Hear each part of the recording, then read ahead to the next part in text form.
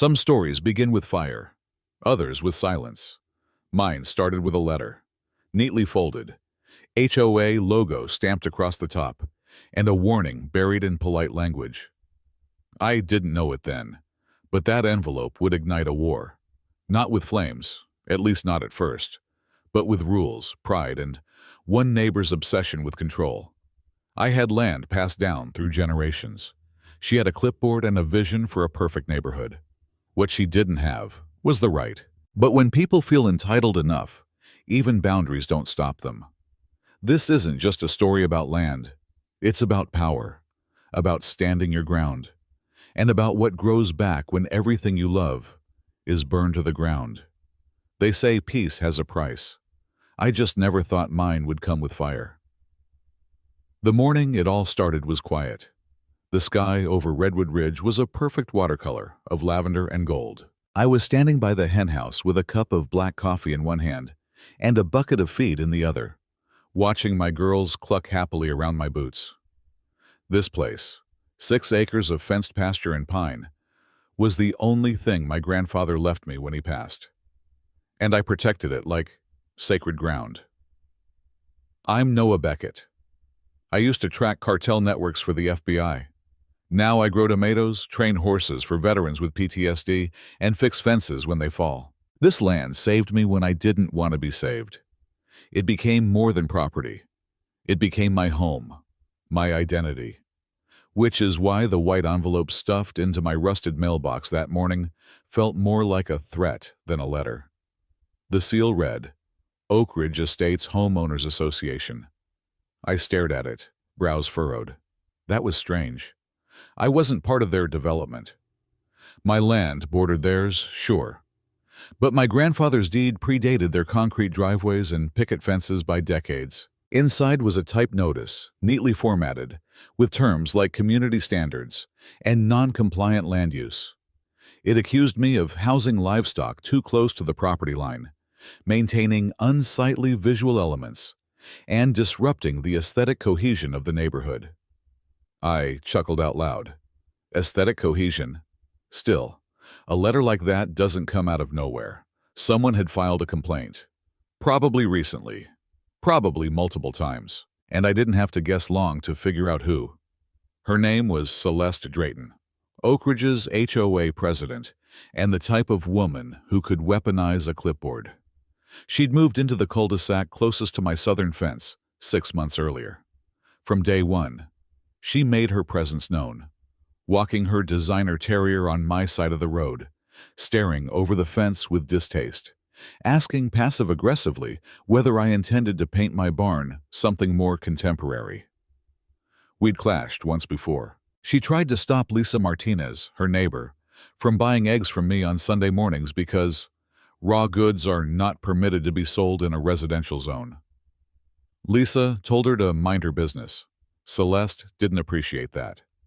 I folded the notice and slipped it into the top drawer of my desk.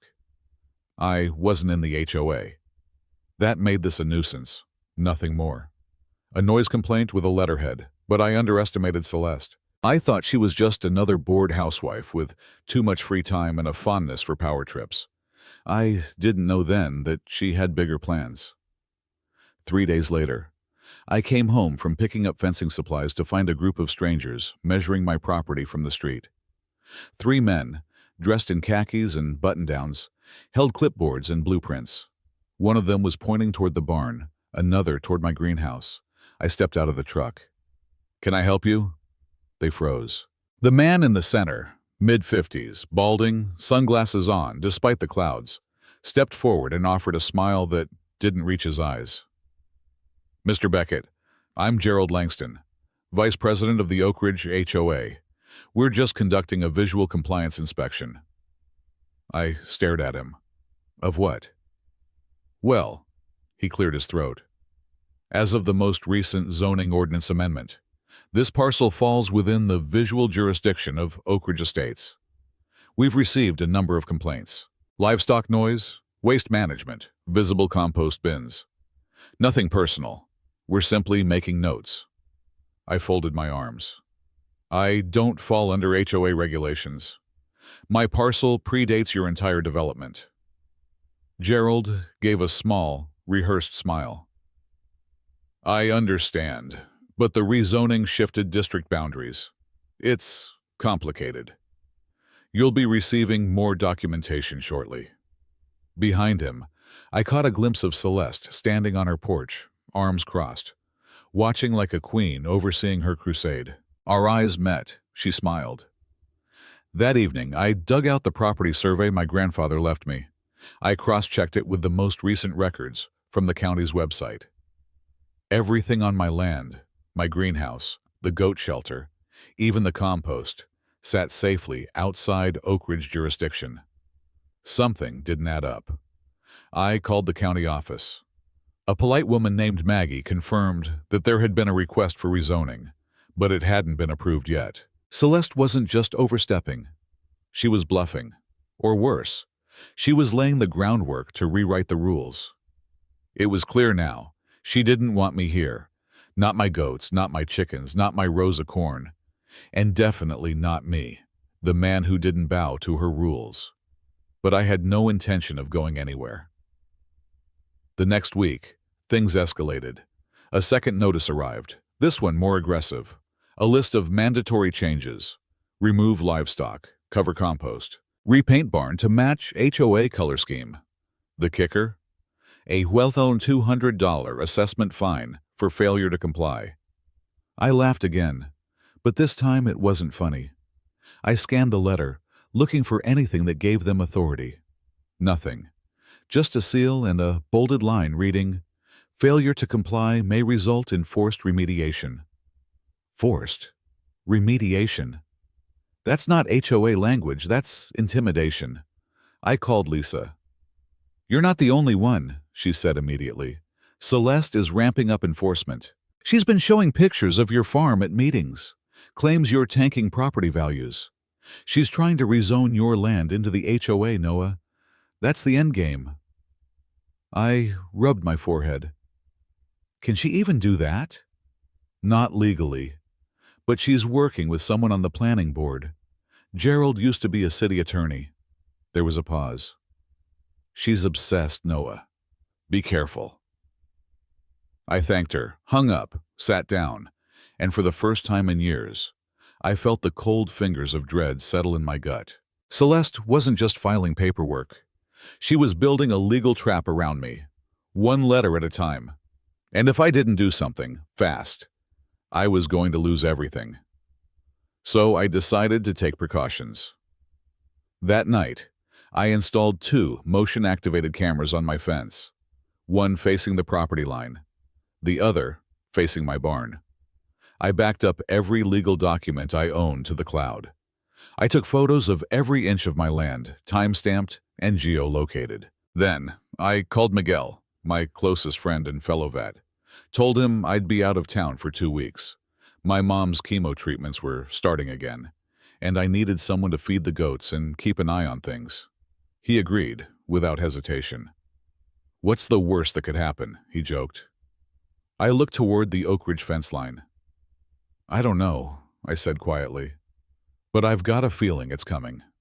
I came back to ashes. 2 weeks. That's all it took for my world to be razed to the ground. I'd just finished helping Mom through her second round of chemo in Carson City. She was resting, hopeful. I left her house early, anxious to get back to my land. I missed the smell of morning dew on hay, the way the goats grumbled when breakfast was late, the cluck of hens scattering across the pasture. But as soon as I turned down the road leading to my farm, my stomach dropped. The sky wasn't right. A dirty haze clung to the treetops, and the air smelled like burned plastic and wet charcoal. My truck's tires crunched gravel as I pulled into my driveway, then skidded to a stop. Everything was gone. The barn, gone. Flattened, blackened, and hollowed out like a burnt matchstick. The chicken coop I had built with my own hands, gone. The pasture fencing had collapsed in spots, posts scorched, wire melted. My greenhouse, my pride, was nothing but a pile of smoldering glass and twisted metal. I got out of the truck in a daze, walking slowly through the blackened dirt. The earth still steamed beneath my boots. Every step stirred up more ash. like I was walking through the ghost of what used to be my home. I called out, "Henrietta? Ruby?" Nothing. The silence screamed. A noise made me turn. A sleek white SUV turned onto my property like it belonged there. It parked beside the driveway, tires untouched by the soot. And out stepped the last person I wanted to see, Celeste Drayton. She was wearing white, in the middle of the devastation. She gave me that same smug smile, the one that always made me feel like I was being appraised and found lacking. "What happened here?" she said, as if this was news to her. I didn't answer. I couldn't. Behind her came Gerald Langston, holding a leather binder like it was a weapon. "We sent you 3 warnings," Gerald began. "You didn't comply. The board authorized corrective action." I blinked. "You burned my property to the ground." "No," Celeste said with artificial sweetness. "The contractors were instructed to remove unauthorized structures, per HOA bylaw 47C. We believe a fire may have started accidentally." She gestured vaguely at the smoking rubble, like she was pointing out a cracked tile. "My land isn't part of your HOA, I said quietly, trying to keep my voice steady. "You had no right." Celeste tilted her head. "You were, as of last month. The rezoning was approved while you were away." That hit me like a punch to the gut. I'd been tracking the rezoning process. The paperwork hadn't been finalized when I left. "Where's the proof?" Gerald opened the binder, pulled out a document, and held it out like it was the final nail in my coffin. I scanned the paper. It looked real. County seals, legal language, my parcel highlighted in red. But something didn't sit right. That's when I saw it. In the distance, near what remained of my greenhouse, a sliver of metal glinted in the ash. The survey marker, the original one, planted by the county, still exactly where it had always been. That marker was outside the red line on Gerald's rezoning map, which meant this entire authorized removal wasn't just overreach. It was trespass, destruction, maybe even arson. I looked up at them. "You made a mistake," Celeste scoffed. "You're lucky we don't press charges for the health violations. A woman down the street claimed your compost pile gave her son asthma." "You're lucky I don't press charges for burning down my fucking life," I snapped. Gerald cleared his throat. "We understand this is emotional, but the board acted within its rights. We expect full compliance within 30 days. They turned to leave. I stared at their retreating backs, teeth clenched, fists shaking. Then I whispered, "You just declared war." The moment Celeste and Gerald disappeared down the gravel road, I snapped into motion. I wasn't going to sit in the ashes of my life and let this die quietly. I needed proof.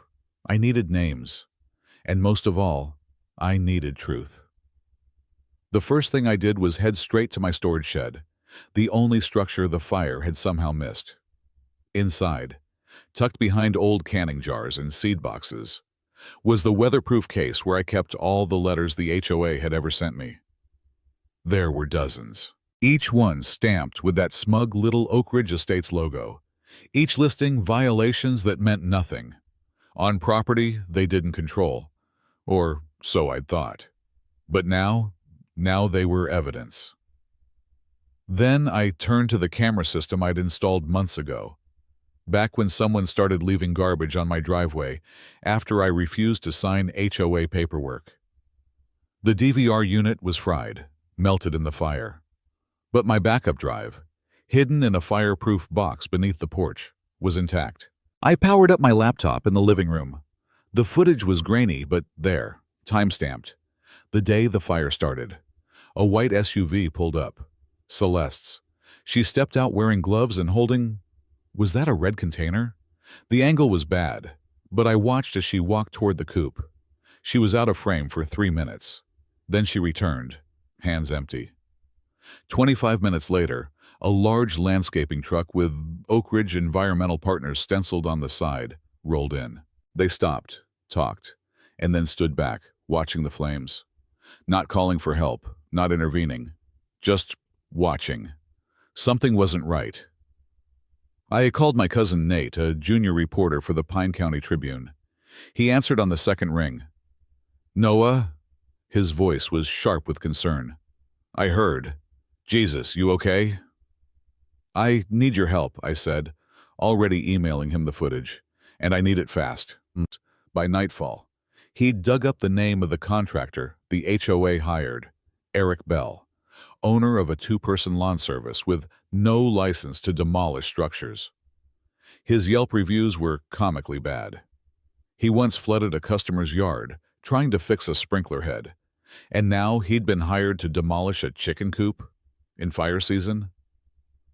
Oh, and you'll love this, Nate added, his voice rising. He's Celeste Drayton's nephew, by marriage. That wasn't negligence. That was a setup. The next morning, I drove to the county records office. The building was dusty and quiet, the kind of place where time moved slower. An older woman with a silver braid and glasses greeted me. Hi, I'm trying to verify rezoning documentation for a property on County Road 16, I said. Parcel ending in 3827. She peered over her monitor, adjusted her glasses, and typed slowly. She hummed. Looks like that parcel wasn't fully absorbed.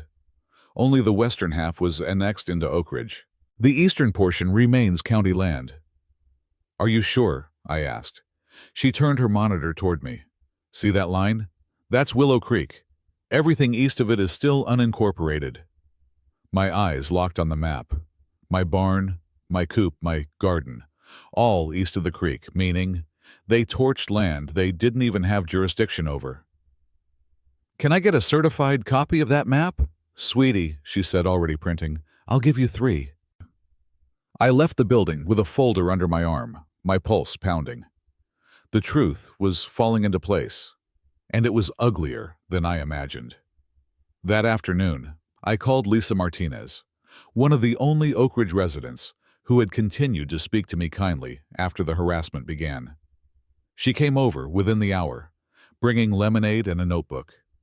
She'd served on the HOA board before Celeste arrived. I stepped down when she took over, Lisa admitted, sighing. She bullied everyone, pressured us into approving ridiculous fines. Gerald was spineless. He just signed whatever she gave him. I handed her the HOA letters. Her eyes widened. This is harassment. And this? This rezoning map. This isn't even accurate. It's a photocopy of the preliminary draft. This isn't the county-approved version. So Celeste had submitted fake documentation to the board. I asked, can you testify to that? Lisa nodded without hesitation. I'll stand beside you in court if you need me to. That night, I posted a picture of the county's official zoning map on my personal Facebook, circled in red where my land actually sat. This is my farm. This is what the Oak Ridge HOA claimed they controlled. This is where they sent an unlicensed landscaper with a gas can and a grudge. And this is where I'm rebuilding. Because I'm not going anywhere. The post exploded. Hundreds of shares, dozens of comments. Former Oak Ridge residents chimed in, saying they, too, had been pressured or fined unfairly. And then came the message that changed everything. A private message. From a former HOA board member. It was only 2 words. Check the budget. The words haunted me. Check the budget. I sat at my dining table well past midnight, Lisa beside me, her pen tapping nervously against her notebook. Do you know what that message could mean? I asked. Lisa bit her lip. The HOA files monthly financial reports. At least they're supposed to. If Celeste was hiding something, it'd be there. There was only one problem. Those reports weren't public. Unless... Didn't you still have your old HOA login? I asked. Her eyes lit up. Yes, it might still work. She pulled out her laptop, and within minutes, we were staring at the Oak Ridge Estates online portal. Lisa's credentials still worked. Password, Daisy123. Of course it was. We navigated to the Financial Documents tab. The most recent report was for the previous month, 3 days before my farm burned. Lisa clicked it open, and we both leaned in. HOA contractor disbursement. Environmental cleanup services, $20,700. Land acquisition research, $5,000. Zoning adjustment consulting, $3,500. What the hell is environmental cleanup? I asked. Lisa frowned. They've never used that code before. I pulled out the business card that had come with the third violation letter I received. Environmental Partners, LLC. The same company name on the truck in the video footage. But when I searched the company online, nothing came up. No website, no address. Just a registration listing from 6 months ago, filed by Gerald Thompson. He created a shell company, I said out loud, paid themselves to burn my farm and called it cleanup. Lisa looked sick. This is fraud, financial and criminal. Then we opened older reports, going back 6 months. A pattern emerged.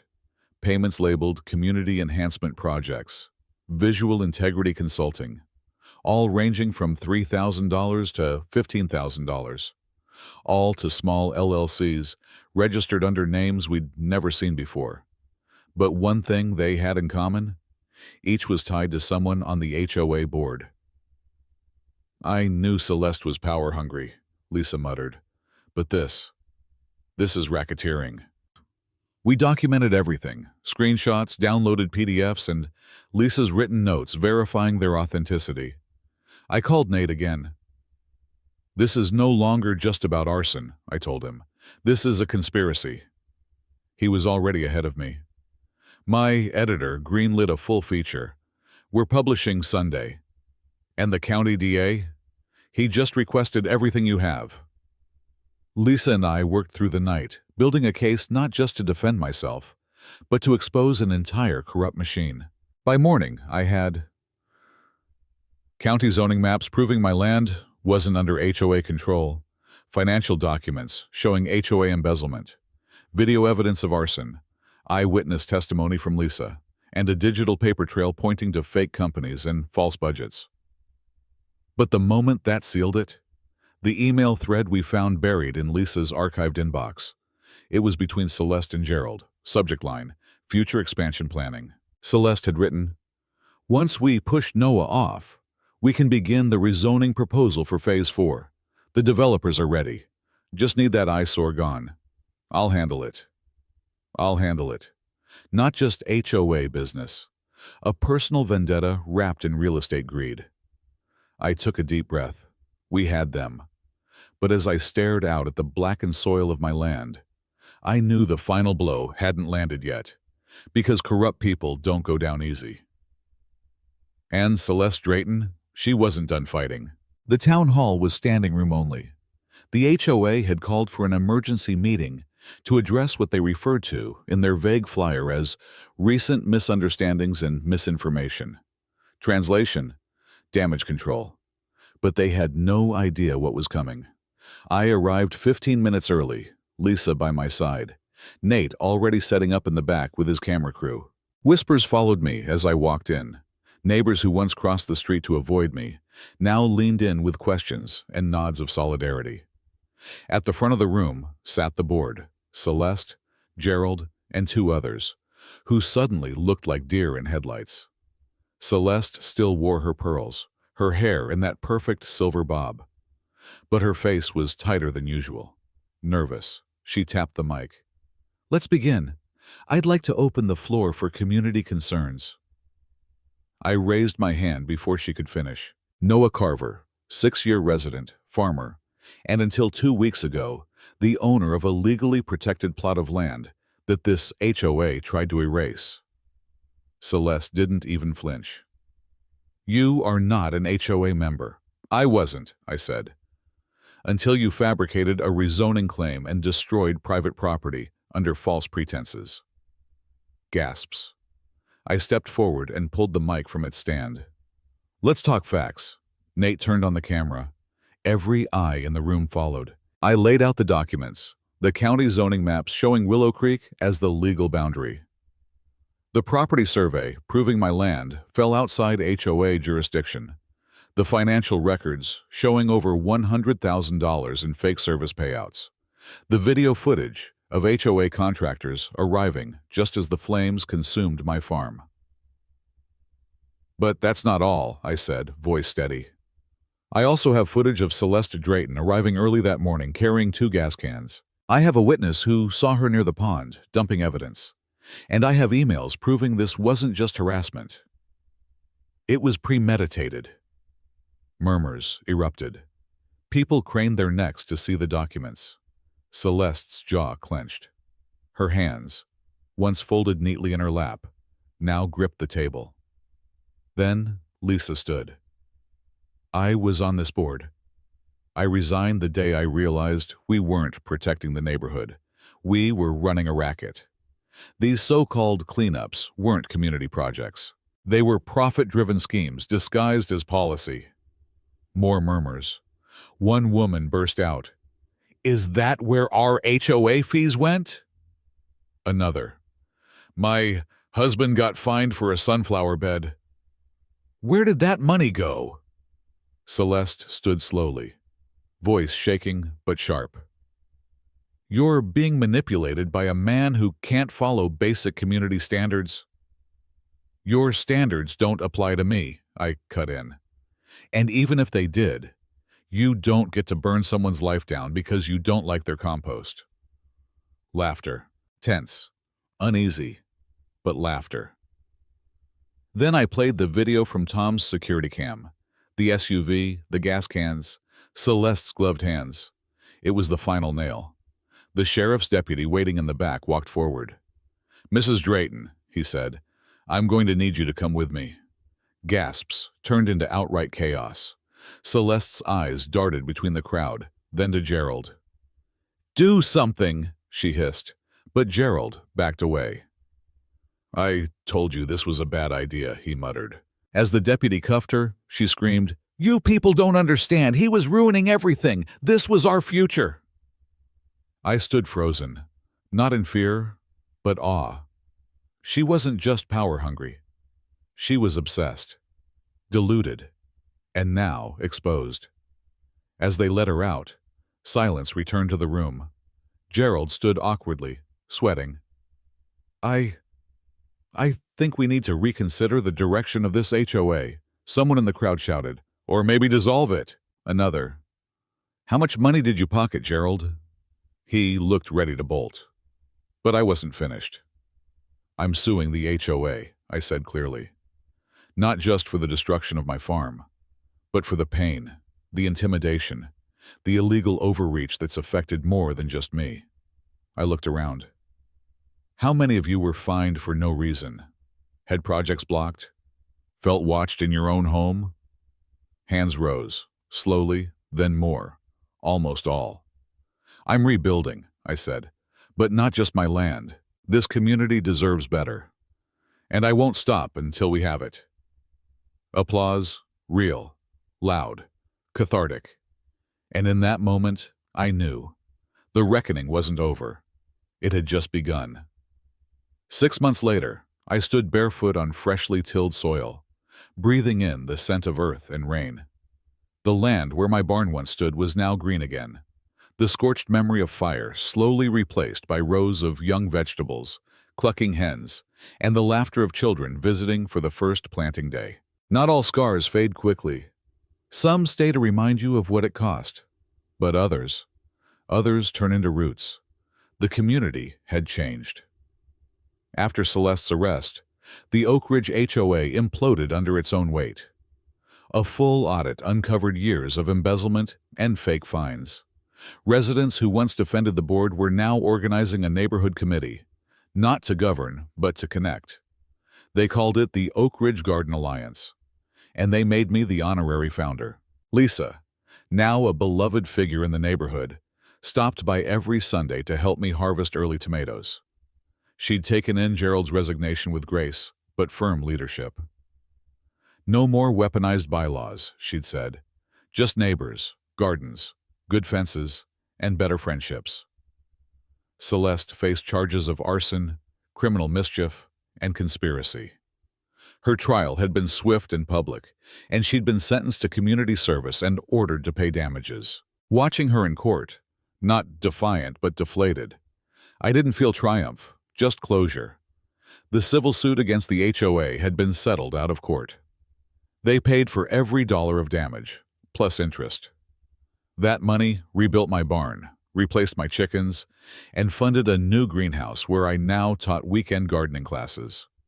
It also paid for security systems, ones that watched over more than just fences now. They watched over trust. Miguel built a new chicken coop, twice the size of the old one, and every time I see Henrietta II strut around like she owns the place, I smile. The old days hadn't returned. Something better had come in their place. And as for the neighbors, the ones who once looked away when I passed, they were now planting raised beds in their own yards, composting with pride, even asking me for tips. The neighborhood that once tried to bury me in ashes had helped me rise from them instead. One spring morning, Lisa approached me at the market booth I'd set up with Nate and Tom. "There is someone I think you should meet," she said with a smile.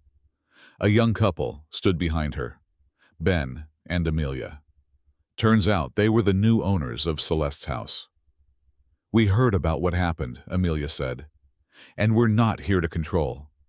We're here to grow." She held out a basket of fresh herbs. "For your next planting, just a small start." And I realized then, the legacy Karen and Celeste tried to erase had grown stronger, not in defiance but in community. That night I stood on my porch looking over the land I thought I'd lost forever. The stars hung like lanterns.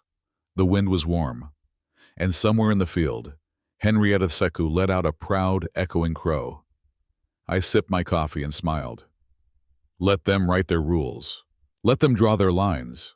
Me, I plant roots, and they grow deeper than fear.